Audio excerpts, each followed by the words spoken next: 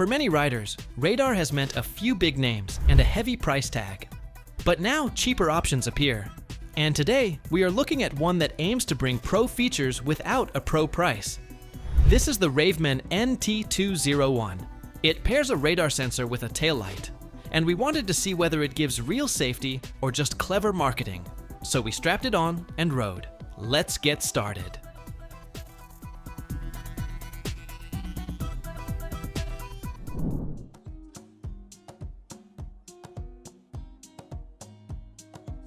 Right out of the box, the NT201 looks pretty compact. The radar sits at the bottom, while the upper part houses a taillight with multiple brightness and flash modes. The shape is clean, and body is fully plastic. Now, it doesn't feel premium. It's light, almost toy-like at first touch. But given the price, that's expected. And sometimes, less weight actually helps when you're mounting it on a carbon seat post. But one small and clever detail we liked: the light has side openings. That means you get a bit of glow that spreads through the sides, not just straight behind. So, cars approaching from an angle can still spot you. That's a detail we don't see enough on budget lights. Then the mounting. It was simple. It uses a basic strap-style mount that goes on seat post or rail. Well, it feels solid once we tighten it. It doesn't wiggle or bounce, even on rough pavement. So, on that end, Ravemen did good. Charging happens through USB-C at the bottom.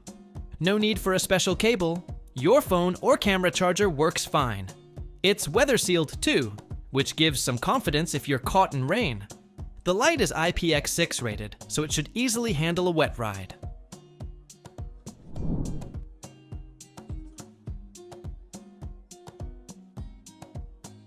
Turning it on is easy. There's a single button up top. Hold it, and the light fires up. The layout is minimal. You can toggle through different light patterns: high, low, slow flash, fast flash, and a day flash mode that's made for bright daylight. It even has a built-in brake light system. Whenever we slowed down, it sensed that drop in speed and automatically switched to a brighter light.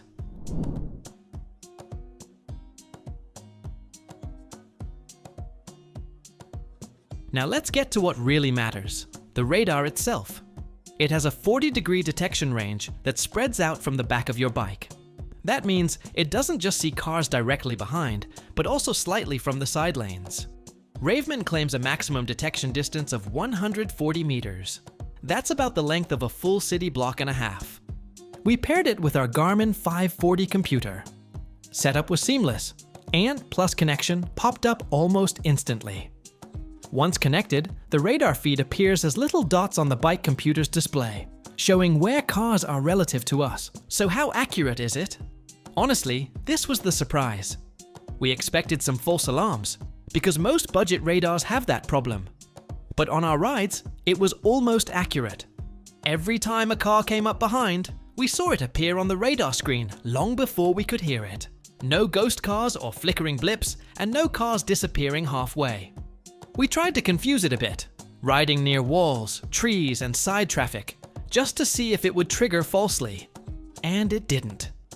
It tracked only the vehicles that were actually behind us.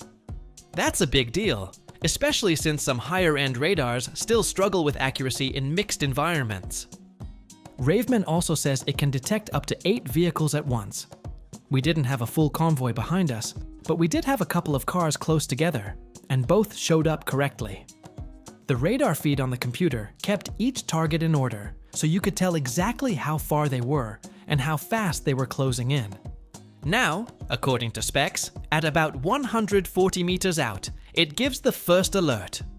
On our rides, we couldn't say for sure if it was exactly 140 meters, but it picked up vehicles from quite far back, so we'd say the claim is pretty close. That range feels perfect, plenty of time to react, either move over, glance back, or stay alert. On faster open roads, it's even better because you get that early warning when something's coming at higher speed. One more thing, the radar responds well to slow-moving traffic too. It can detect cars moving as low as 6 miles per hour, all the way up to highway speeds. We found it helpful not just on high-speed roads, even in suburban or mixed traffic.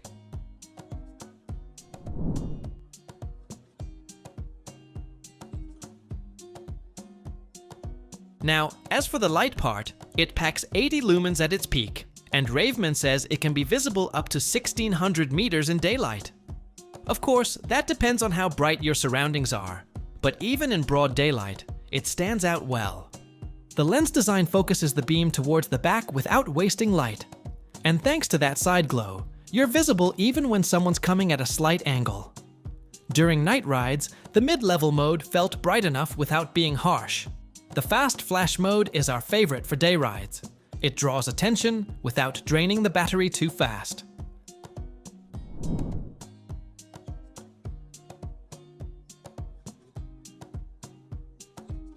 Speaking of battery, Ravemen claims up to 23 hours of runtime on the lowest radar and light setting.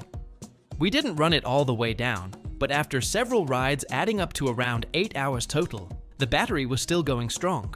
The indicator light shows battery status clearly, so you know when it's time to recharge. But in our assumption, if you run it in the brightest or flashiest mode, expect around 15 to 18 hours, depending on how often it's active. And that's plenty for a full weekend of riding. The auto on-off feature also stretches battery life more than you'd expect. We wish the app support was a bit more polished. As of now, there isn't a dedicated Ravemen radar app. But since it's compatible with Garmin, Wahoo, and Hammerhead units, most riders won't really miss that. The NT Plus standard connection makes it feel native once paired.